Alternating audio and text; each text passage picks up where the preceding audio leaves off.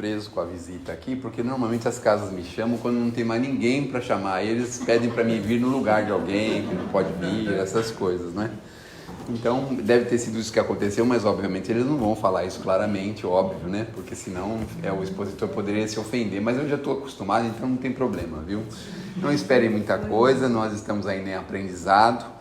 Trabalho no Grupo Espíritos Mensageiros, que é um grupo que imprime essas mensagenzinhas. Nós trabalhamos também com um grupo chamado Amigos Mensageiros Espíritas, que faz trabalho social com moradores de rua, comunidades, prisão, Fundação Casa.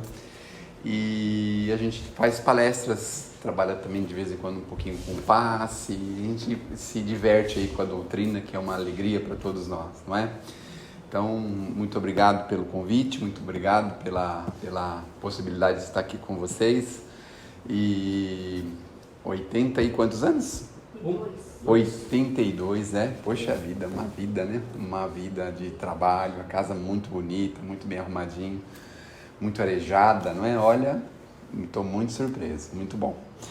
Bom, nós vamos falar sobre as leis morais, foi esse o pedido que nos fizeram, mas antes de falar das leis morais, a gente precisa entender o seguinte, que a maioria das pessoas tem um pouquinho de pressa para fazer as coisas.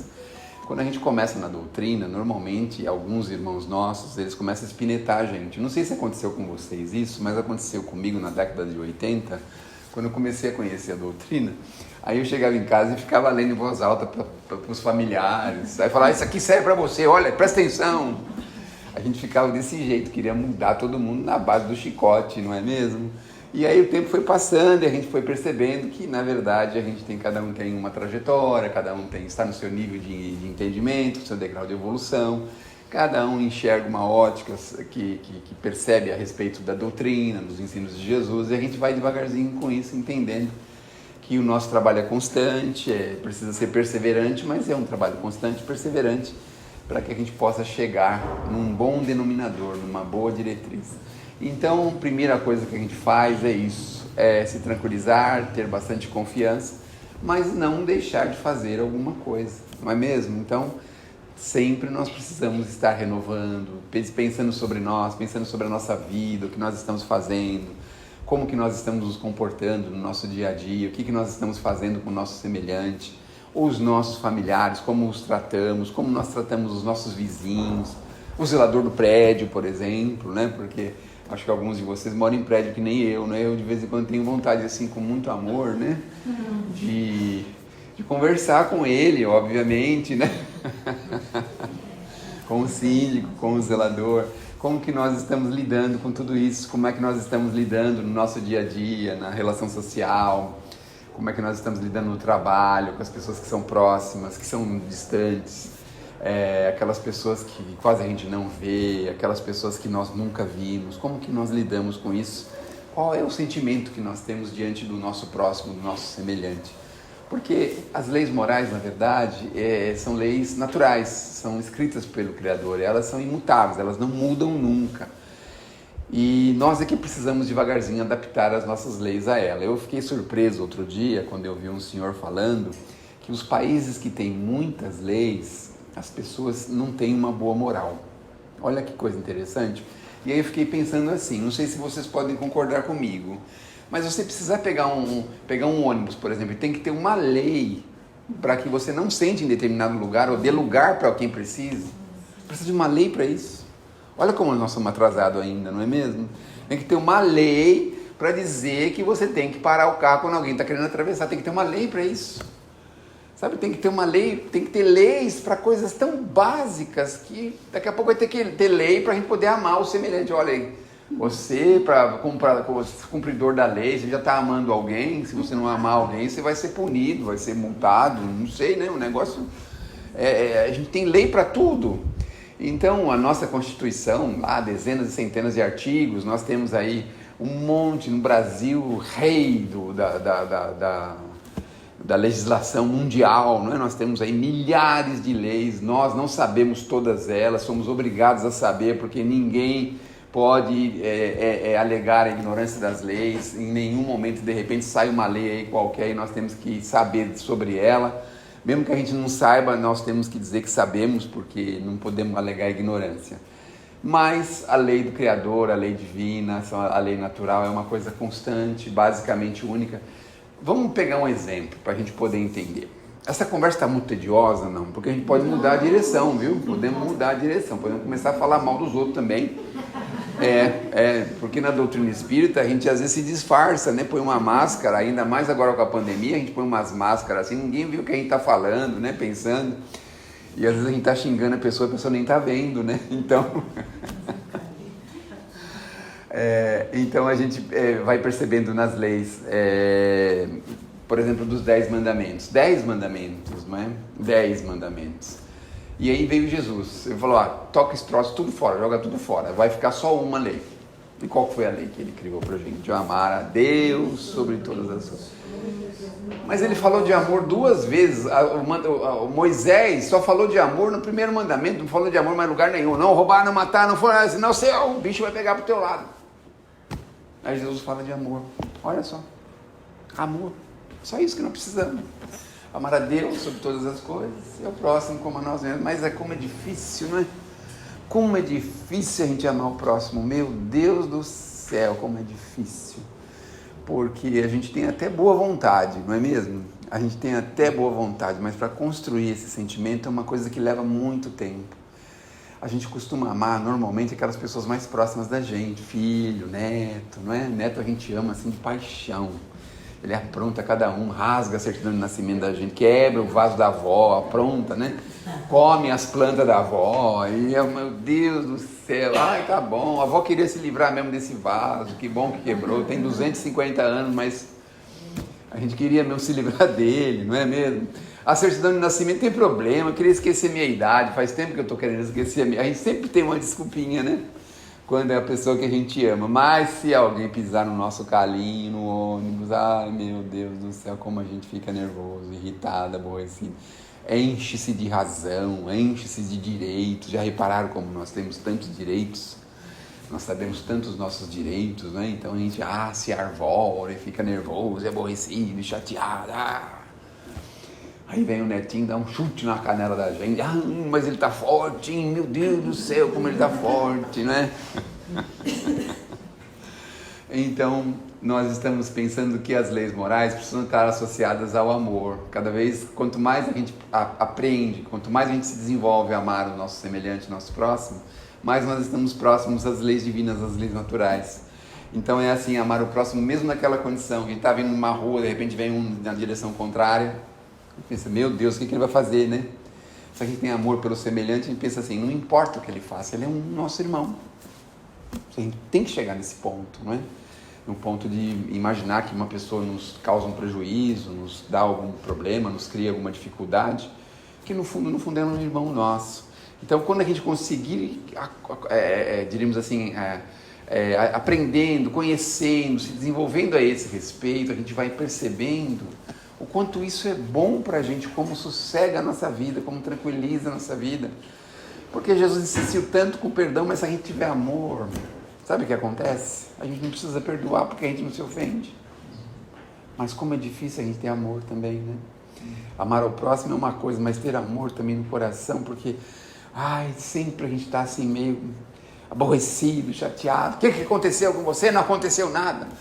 Mas você tem uma boa casa, tem o carro do ano, tem piscina na sua casa, no seu apartamento, tem elevador, né? Você não precisa levar o lixo lá na rua. Olha que beleza que é, você pegar e pôr um lixo num quartinho lá no seu andar, né? Olha que coisa, que maravilha que é isso, não é? E a gente reclama, não sabe do que está reclamando. Está reclamando por quê? Não sei, estou com dor no dedão, estou com frieira, mas são os problemas que a gente tem, assim, que é de doer, não é? E a casa recebe aí 20, 30 pessoas, às vezes em condições difíceis, que precisam de um apoio, né? E a gente muitas vezes nem valoriza tudo que a gente tem lá, aquele dinheiro guardado. Eu ouvi dizer que quem mora aqui na Vila Ipojuca tem mais de 500 mil guardado cada um, é verdade, né? Então, o nosso pai é rico, né? Então, vejam só. Então, vejam, a gente tem lá um dinheirinho guardado no banco, pode fazer uma viagem, olha que coisa maravilhosa. A gente pode escolher o que vai comer, sabe assim? Tipo assim, né? Vamos comer ovo, ou vamos comer linguiça, ou vamos comer carne moída, ou salsicha, mas a gente pode escolher, né? Uma dessas coisas maravilhosas que a gente gosta, adora, não é? Que eles servem lá na Fundação Casa, nesses lugares, a gente ainda pode escolher, porque lá eles não podem escolher, né? Mas também o problema é deles, quem mandou eles transgredirem uma dessas duas, sei lá, dessas 500 mil leis que nós temos no Brasil, né? O problema é deles, né? Mas enfim, a gente pode escolher o que vai comer, pode escolher o que a gente pode fazer, o lazer que a gente vai ter. Estou programando aqui no fim de semana, vamos no cinema. Vamos no cinema. O que você vai ver no cinema? Eu vou ver lá um filme de super-herói. Que maravilha. Que filme você vai ver? Os Vingadores. Nossa, é bacana, eles são super-heróis, vão se vingar. Quando eles não estão salvando o planeta, eles estão se vingando de quem atrapalhou o planeta. É mais ou menos assim, né? Então eles salvam o planeta, mas se vinga de quem fez alguma coisa errada no planeta. É sempre assim, né? Então a gente vai devagarzinho entendendo que a gente já tem tanta coisa, o que nos falta, talvez um pouquinho de construção de amor, porque isso está intimamente associado com as nossas leis morais, as leis eternas, imortais e morredoras do nosso Pai, que é justamente isso, porque quando a gente ama, a gente às vezes até sofre um pouquinho, mas não prejudica. Quando a gente ama, a gente pensa sempre no bem-estar do nosso semelhante. Então, quando a gente vem numa casa dessa, a gente nem percebe o tanto de amor que tem aqui, a limpeza, o asseio. Quem é que pensou nos ventiladores? Meu Deus do céu, quem é que pensou num sistema aí para as pessoas de fora assistirem, vocês que estão aí sentadinhos dentro de casa, no sofá de casa, esticadinho, aí deitadinho no sofá, gostoso, né? Então, quem é que pensou que vocês pudessem também ser alcançados por isso? Então, isso tudo é amor, não é? As colocações, a cor, tantos detalhes que a gente tem aqui que a gente nem percebe. As cadeirinhas irrepreensíveis, não tem nenhuma com um risquinho. Fala, meu Deus, não tem criança aqui, ninguém rasga o sofá, meu Deus do céu. A gente que lida, né, com muita criança de comunidade, que são sempre muito santinhos, muito bonzinhos. Assim, um negócio assim, quando você vai perceber, ele está pendurado na luz do fio lá, balançando, sabe? Umas coisas assim. Mas o cabo do fio puxou o cabo do fio, o menino desceu com o cabo do fio todinho, meu Deus do céu, né? Então, é esses sentimentos de amor que nós vamos devagarzinho entendendo que quanto mais a gente conseguir construir, mais próximo nós estamos. Mas não é esse amor que as pessoas falam muito facilmente, amor de novela, de marido e mulher, de música, né? Aquelas músicas, tem tanta música de amor, né? Mas não é esse o amor sincero, verdadeiro de uns para com os outros. Então é aquele amor que está pensando, que está sempre atento ao que o outro necessita, está sempre atento ao que o outro, que ele pode ser útil para o outro. Aquele amor que você chega em casa, por exemplo, e você vê lá a pia cheiona de louça, e você fala, é para mim mesmo, porque foi eu o primeiro que vi. Mas não foi você o primeiro, mas tudo bem. Eu agora entro só pela sala. Bom, mas quem tem 6 comedores de arroz e feijão em casa, vou te contar, né? É assim, é dia e noite, é comida fazendo comida. Daqui a pouco estão contratando alguém para fazer comida de madrugada, porque, meu Deus do céu, 6 comedores de arroz, 6 netos, meu Deus, um monte de gente entrando e saindo em casa. É o tempo inteiro lá, a cozinha funcionando 24 horas por 48, meu Deus do céu. Então, as pessoas, depois que almoçam, é muito compreensível que elas fiquem um pouco assim, como eu posso dizer assim, um pouco preguiçosas. Aí deixam lá a loucinha, aí vem a outra turma, deixa também, aí a turma o dia inteirinho fica lá, porque estão muito preguiçosos. Aí você chega 10, 11 horas, e você entra pela cozinha e você está lascado, porque foi você que viu, né?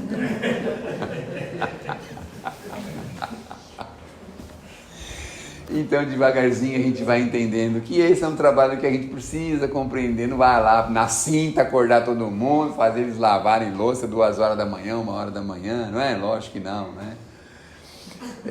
Então, a gente vai devagarzinho compreendendo, vai sendo mais compreensível, por exemplo, no trânsito.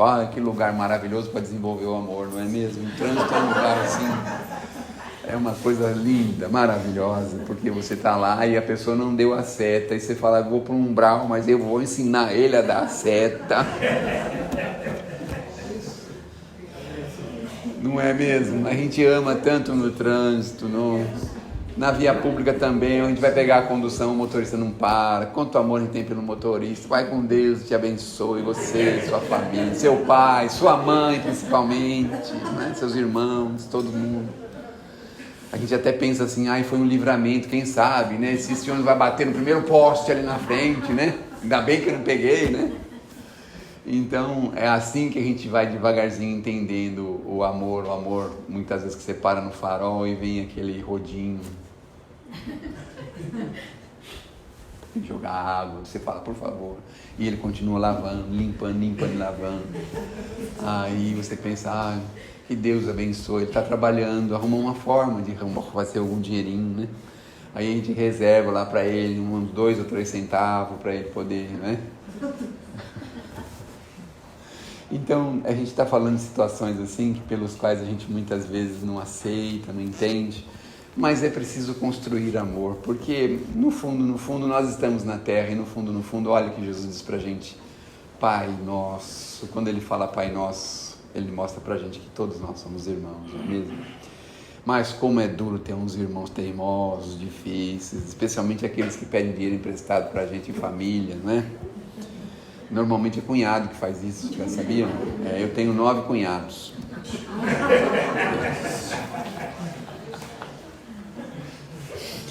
Mas eu vou ensinar uma fórmula direitinho para vocês emprestarem dinheiro para cunhado, tá bom? Não adianta falar que não tem, porque ele já ligou para a irmã, já perguntou se tem ou se não tem. Ele já sabe se você tem talão de cheque, se você tem cheque especial, se você tem saldo, se você tem limite de conta. Ele sabe de tudo, não adianta você disfarçar, não adianta. Aí ele vem pedir R$1.000, você fala para ele, poxa, que pena, rapaz, mas eu estou arrumando dinheiro para sua irmã, estou juntando, nem fala para ela. Estou juntando dinheiro para sua irmã porque eu vou dar um presente para ela. Mas olha, não posso dar 1.000, mas posso dar 150. Aí você viu com os outros cunhados se você consegue o resto, né? Mas aí você não dá o dinheiro para ele, você não empresta, você dá o dinheiro para ele.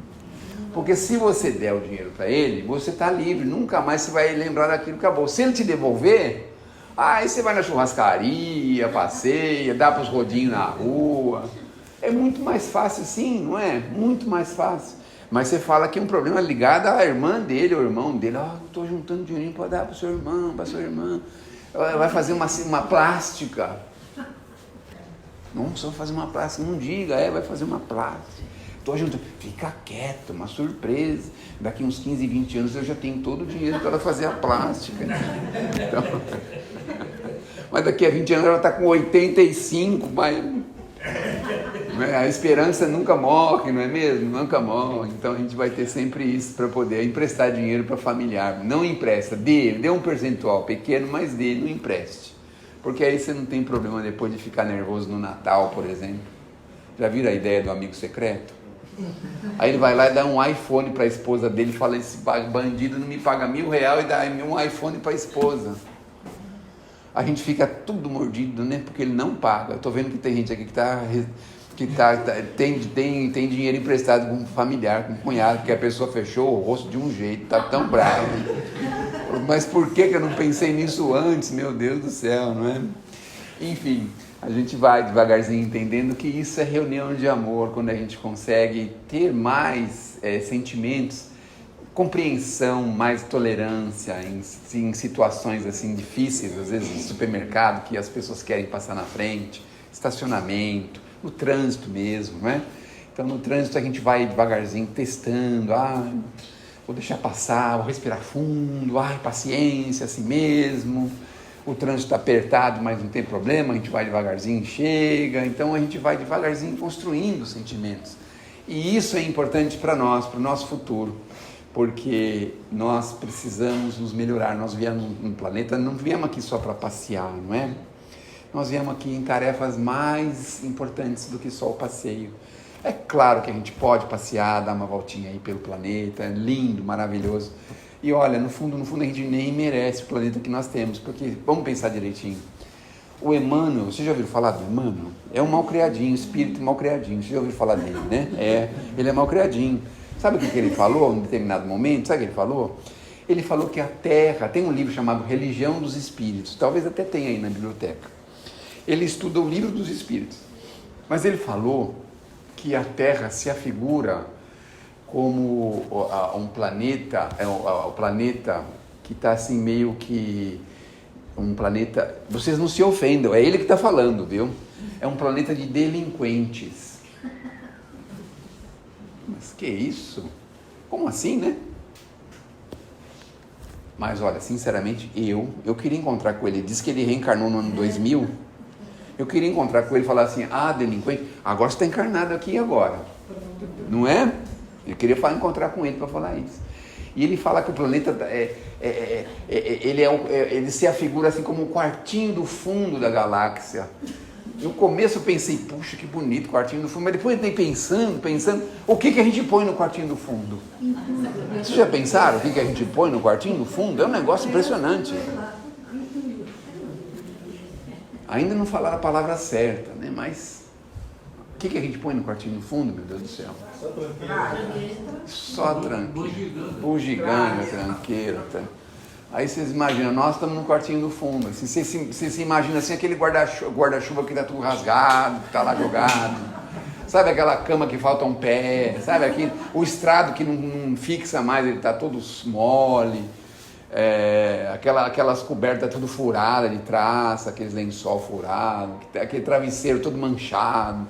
A gente pensa assim, fala, meu Deus do céu, nós somos isso então. Mas olha como vocês perceberam como ele é mal criadinho? Olha como ele faz com a gente. Então agora ele está aqui também. Então eu queria que ele aparecesse. Diz que ele vai aparecer em breve aí, logo vai aparecer. Aí vai falar, você, né? Então olha o que você escreveu aqui, que você falou da gente. E agora, tá vendo? Tá vendo só? Então, a gente está num planeta ainda difícil, um planeta atrasado, a gente sabe disso, porque senão a gente não teria tanta aflição. No mundo inteiro a gente tem aflição. Tem país que é uma maravilha, tem, mas tem aflição também de outra forma. No Japão, coisa linda, maravilhosa. Mas lá tem índices terríveis de suicídio. Vai para a Suíça, a Suíça, sei lá, tem um karma terrível de guardar dinheiro sujo do mundo. Enfim, planeta tem problemas. O planeta tem problemas porque nós temos problemas, não é o planeta, na verdade, somos nós. Porque nós, obviamente, não estamos aqui pela primeira vez.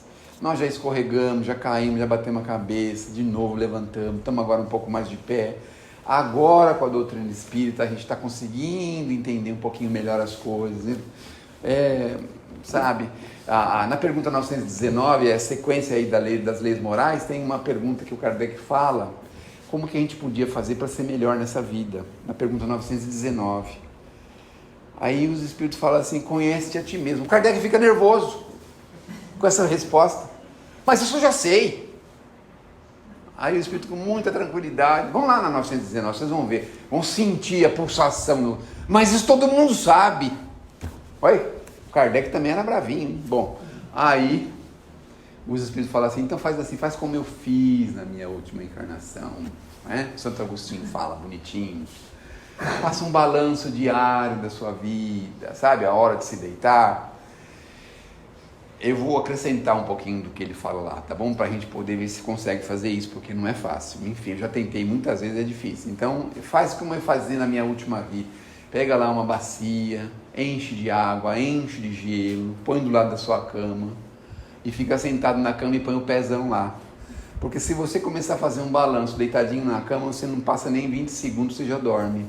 Eu nem sei por que tem gente que precisa de remédio para dormir. É só começar a fazer um balanço da vida que a pessoa dorme na hora. É impressionante.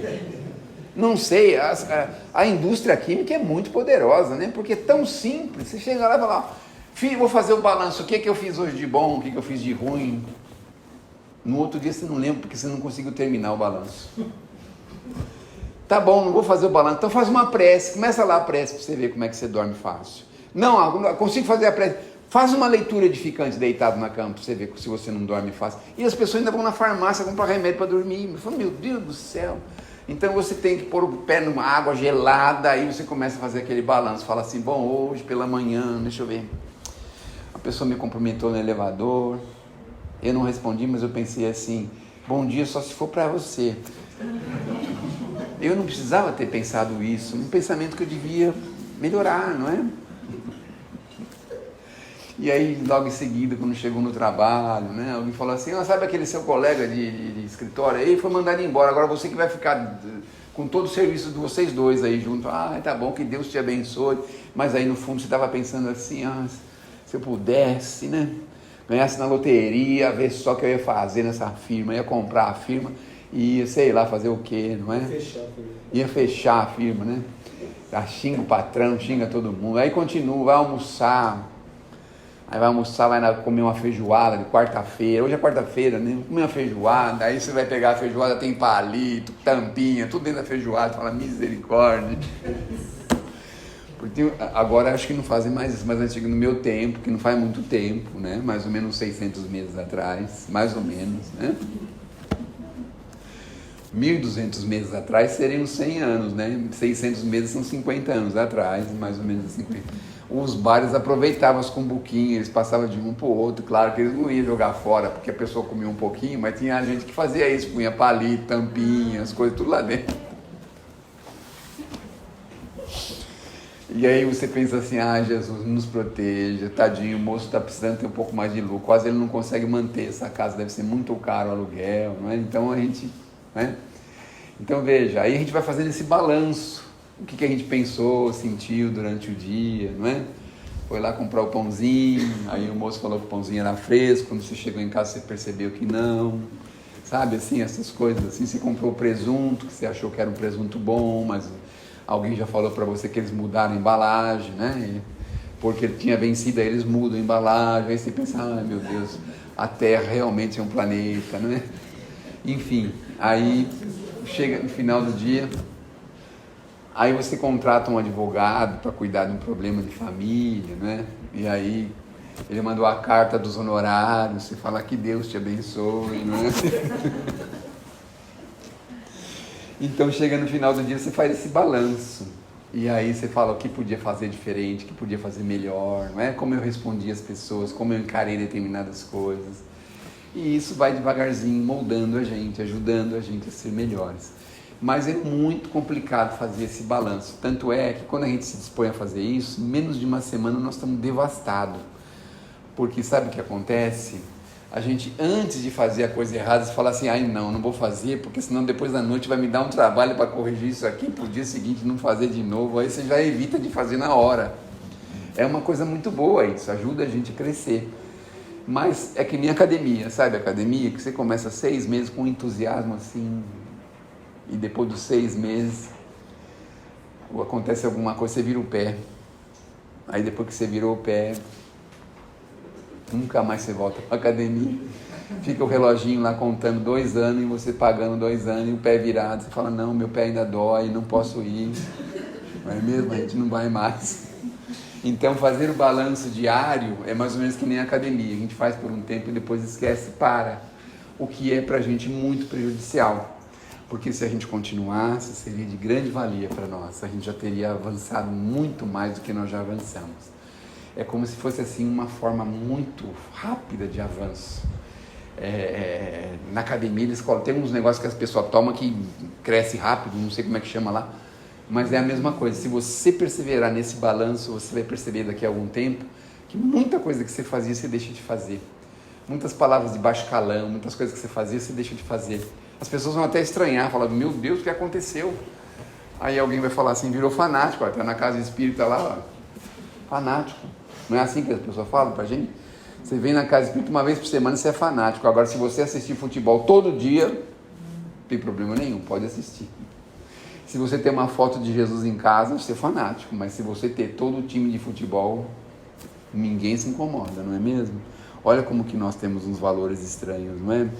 Enfim, as pessoas vão perceber, mas isso é bom também, sabe por quê? Porque nós vamos começar a fazer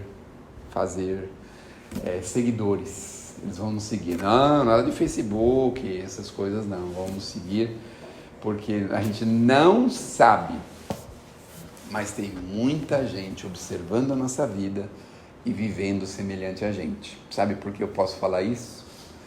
Porque eu tenho em casa uma cunhadinha especial que mora comigo há 30 anos. Foi só eu casar, ela veio morar na minha casa, pior que sogra. Especial, tem 57 anos, idade mental de 14. E ela faz exatamente as coisas que minha esposa faz. Então ela está na mesa, minha esposa limpa o guardanapo com a boca, ela limpa a boca com o guardanapo. Aí minha esposa fala, ai, tô com dor nesse braço, ela estica o braço do mesmo jeito e fala que tá com dor no braço do mesmo jeito. Eu falo, nós temos seguidores, olha como nós temos.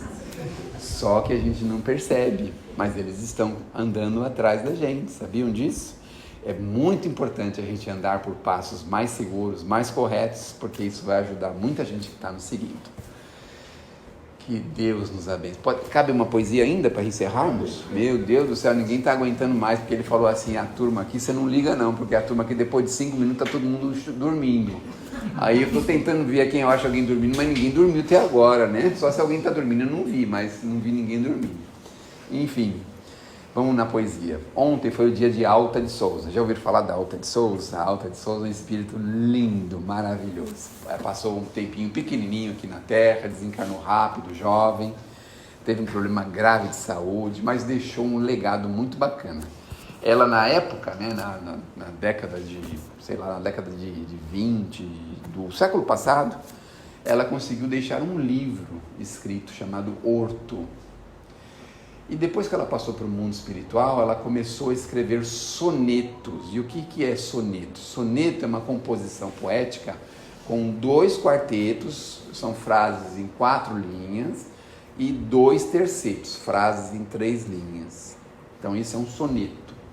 Só que o soneto dela tem uma métrica assim que é impressionante, é uma métrica perfeita. É muito difícil fazer um soneto porque ele exige uma métrica muito apurada, muito perfeita. Mas ela deixou diversos sonetos. O Chico, quando encontrou com ela, ficou muito, muito, muito emocionado. Eu não sei se vocês sabem, bom, pelo menos isso eu vou falar para vocês. Ele fala assim, nosso coitado moço veio a primeira vez, não falou nada, a gente não entendeu nada, mas pelo menos ele falou isso. Pelo menos isso vocês vão sair daqui sabendo. Nós, como seres espirituais que nós somos, nós temos 3 características básicas. Temos características odoríferas, cheiro, luminosas, de luz, e musicais. Nós temos essas 3 características como espíritos imortais que nós somos. E a Alta de Souza, quando ela chegou perto do Chico, ela trouxe assim uma sinfonia musical, um negócio musical tão bonito, tão emocionante, que ele não conseguiu se conter.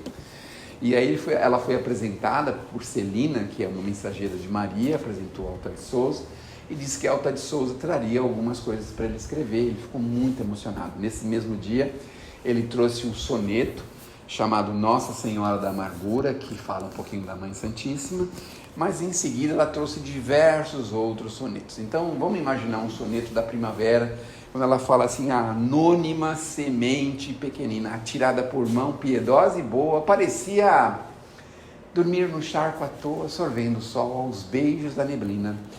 Depois cresceu, abrindo-se em coroa, árvore nobre a frondejar divina. Fruto a fazer-se pão que nutre, ensina a flor que perfuma, tronco que perdoa. Assim é o bem humilde que semeias, pelo espinheiral das dores alheias, que sombra, provação e angústia encerra. Hoje, singela dádiva perdida, mas e amanhã? Será luz, beleza e vida, dulcificando os males da terra. Então vejam só a qualidade desse soneto, né? Procurem lá na rede mundial de computadores, Alta de Souza, sonetos de Alta de Souza. Mas tem um outro que também é igualmente muito bonito.